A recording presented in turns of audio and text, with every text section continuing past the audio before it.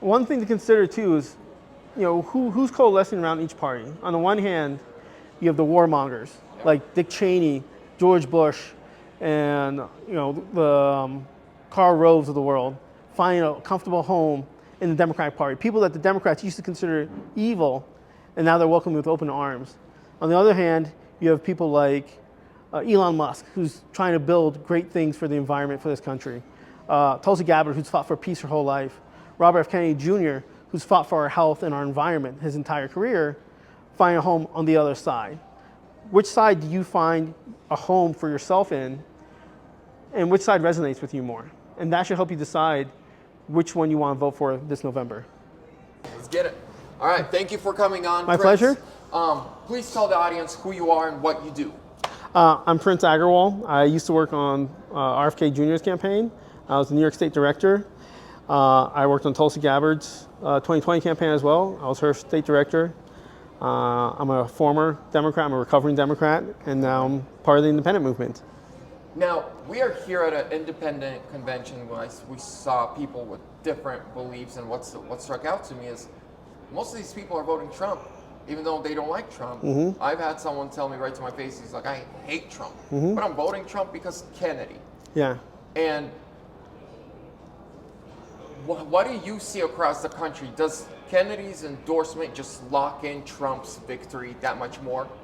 I don't think anyone's victory is locked in at this point. Well, I do think Kennedy's endorsement does help. One of the big things here is you have the people who still see things as the duopoly, the Republicans and Democrats versus the rest. But then you have people who also see the bigger picture, which is the establishment versus the anti-establishment movement. And for those who see the bigger picture, they realize that it's not about just having the label of an independent or a Green Party or a libertarian in power. Really, the ultimate goal has always been the anti-establishment movement, gain power back to the people. What was interesting going back to if you go back 15 years, you had the Occupy Wall Street and the Tea Party movement. The populist and progressive movements that were both kind of two sides of the same coin, one on the right, one on the left, but both kind of calling for the end of government corruption and corporate corruption. And people really just wanted a fair chance, a fair deal to make it in this country on their merit. You saw a resurgence of that in 2016 with the progressives under Bernie and the populists under Trump. And then when Bernie was cheated in the primary, a lot of them actually merged with the populists under Trump. And you finally had that merger instead of that division between left and right. And since that time, the anti-establishment movement has been coalescing under Trump. And so that's why I think as you're here, you do see a lot of people who are strongly independent. Deep in their souls, they're independent, but they see some hope of having an independent streak, having an independent victory through Trump, because he is kind of becoming the face of the anti-establishment movement. Because you have Trump, you have Vivek, you have RFK Jr., you have Tulsi, you have all these champions of the anti-establishment, restore power back to the people movement lining up behind him. And I think that's what's really resonating with a lot of the working class, the farmers, the people who really move our country forward every day. Do you agree with this statement? And this is something that I was talking to someone, and I actually brought this up to them. I believe that if Trump wins this election, mm-hmm. and he does everything he says he's going to do, and so does Kennedy, and so does JD, and all of them, they come in as a team. They have Elon Musk on their side, right? Yep. And so we had Obama 8 years, then we had Trump, and now we have Biden, Kamala. Yes. We see the disasters, we see the night and day difference. I believe if they win and they do everything they say they're going to do, and the next 4 years is going to be better than his first 4 years, Democrats will not win in the next 50 years again. I mean, that's a bold prediction. There's definitely a lot of merit to what you're saying. I'm not going to make a prediction like that, but I will say there's a lot of merit to what you're saying with regards to that. With regards to, the big question is, will Trump fulfill all the rhetoric he's been talking about?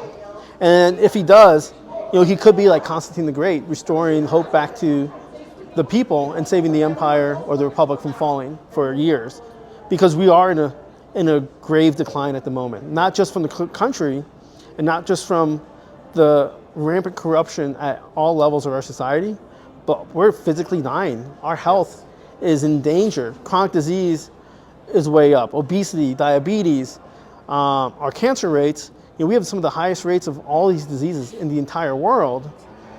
And there's got to be something we're doing wrong. And when you look at it, one, you have a lot of government corruption with corporate capture. And what that means is, you look at our federal agencies that are supposed to protect us, like the FDA, they're funded 2/3 to 3/4 by big pharma and private corporations. So who do they really work for? Do they work for us, or do they work for those corporations? They work for the corporations. You have a lot of mass media that's being funded by these corporations. I mean, we've all seen the commercials of brought to you by Pfizer, brought to you by Pfizer. And then they're very cunning in how they push movements to defend themselves. 50 years ago, we became aware of how big tobacco were paying scientists to release studies saying smoking's safe, which they knew was a lie. Now we have some stuff like the body positivity movement being pushed by corporations that feed us junk food and processed foods, trying to defend why it's okay for us to be overweight and out of shape. Yeah. And then they shove us over to big pharma to feed us Ozempic and other, and Lipitor and other pharmaceuticals, and they've literally just turned our body into profit centers. And this is horrendous. It damages our quality of life. Long term, it's far more expensive in healthcare costs, in quality of life, and the way we're able to function, lost work, our sickness. Our military, every aspect of our life suffers from this, but our regulatory agencies are allowing this to happen. And so we need to have that type of reform, at the very heart of the agencies that are supposed to protect us. And then they can start forcing these corporations to act like good citizens instead of just treating us like profit centers. Today they played a video about Kennedy, and Kennedy in the video actually made a promise that in 4 years tops, we're going to be one of the most, if not the most, healthiest nations in the world. If Trump is, reelected, he goes in there with Trump, and he says we're going to be either number one or up there. We're going to be from the worst to. That's a lot of work, right? It is. Our school lunch system's got to change. Our snack aisles need to change. Our bread needs to change. Homemade bread can sit there for weeks. Ours goes bad. That's a sign of bad bread, and do you think he can accomplish it in 4 years? Well, that's the question, is can we accomplish it? Once upon a time there was a will to be healthy. There's the famous video of JFK speaking about health back during his presidency, and how he regarded mental and physical health as a national security issue. And once upon a time that was a crucial thing. Now it's just been a profit. Can he do it? God willing, he can. There's a lot of people who feel like who worry about whether or not Trump will deliver. And one of the big things that's being echoed right now, and you hear this from Mr. Kennedy, you hear this from his running mate Nicole Shanahan, and you hear this from other people, is that the 4 years Trump has had out of office, he's had time to reflect and realize what he's done wrong, that he plans on going in and doing it correctly. I've never spoken to Mr. Trump. I can't, say one way or the other. However, and if we're playing the what if scenarios, if he does go in and he does fulfill his promises and he does put people like Mr. Kennedy in places of power, and Tulsi Gabbard in places of power, that they can actually attack the corruption. It may not be that quick, but there could definitely be a turnaround that we can all feel in our own bodies very quickly. Turning Point USA, what was it, just like a couple of days ago, had a whole event, and Kennedy was one of the speakers, and they were doing a panel, and Kennedy said, out of everyone in politics right now, the only one that has made and kept every single promise to me is Trump. He's like, Trump's the only guy who actually met with me, who took my ideas. They said, I want to be on your transition team. He's like, I'm on. He's like, he's given me almost everything I've asked for, and if he promised something, he's delivered on it. Yeah. And we all know it's not a secret anymore. Before he dropped out and endorsed Trump, he tested the waters with Harris. Yes. She didn't want to even talk to him. They said, screw you, get out of here. right? What did they do? They created an even stronger unity ticket. I'm over here meeting people I would never meet, right? Because of Kennedy. Yep. Like, you know, I go to MAGA events. I go to, you know, it's a red party, loud music. You have thousands of people. This is much smaller. These people are different. But hey, many of us agree. We all agree on the same things. I believe Trump needs to be in office. They believe Kennedy needs to be in office. Well, they're together right now. And how do we do that? We elect Trump. If Trump's in, that means Kennedy and his ideas are in. Yeah, it's the whole MAGA, MAHA, Make America Great Again, Make America Healthy Again coalition. You know, a lot of this is predicated on the idea of, you know, President Trump fulfilling his promises. You know, I do think President Trump does get a lot of unjust criticism, because at the end of the day, he is a deal maker. I mean, he's constantly criticized as someone who likes to break promises and break deals and screw people over, even though his record isn't that harsh. You know, his whole life has been making deals. He may cut corners, but generally, you know, he's about fulfilling contracts. And so, you know, the biggest issue, you know, in his first term was being surrounded by bad advisors and getting bad advice. And the question is, has he learned his lesson? And has he, is he going to have better advisors this time? You know, seeing who he's surrounding himself with now, you know, like Tulsi Gabbard, Mr. Kennedy, Vivek, Elon Musk, and others, so far it looks promising, versus what you see on the other side is, one, a grave attack on our institutions. You know, I've been to numerous independent events and various party events, you know, Green Party, Libertarians, etc. And unanimously, you know, they may not like the two-party system, but all the attacks they've received this election cycle have been from the Democrats. Yes. The Republicans have been neutral, sometimes even supportive of them, but the Democrats have been the ones that have been attacking them. Adding the, you know, their attack on free speech, adding their push for war. And I mean, this is definitely, you know, I was a Democrat for almost all my life. This is not the Democratic Party I remember. And a lot of the independent people, what they want is a peaceful world with a fair, you know, fair rules where we can be healthy and left alone. Yeah. And what you're seeing right now in the Democratic Party is the complete opposite of that, and the complete opposite of what most Americans want.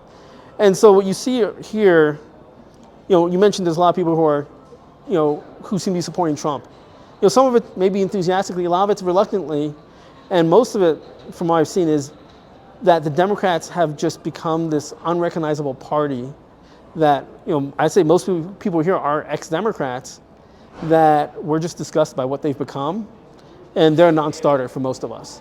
And so that leaves, what's the alternative? Yeah. Yeah, no, it's well, when I look at the Democrat Party, they become the party of death, destruction, war, mutilization, and the worst of all is stealing innocence from children.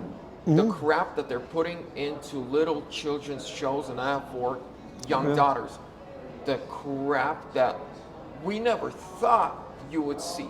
No, they're stealing their innocence away, right? They're pushing this trans ideology. They're pushing all this crap. But last question, right? With the election coming up, and maybe someone's watching us who's an independent, and there are people who are maybe for Green Party or something. You as an ex-Democrat who's now Kennedy, and I'm assuming voting Trump. Well, I'm here to support Kennedy. But at the end of the day, you know, we want him we want him in power, yes. Yeah, so, and that's where the unity ticket comes in.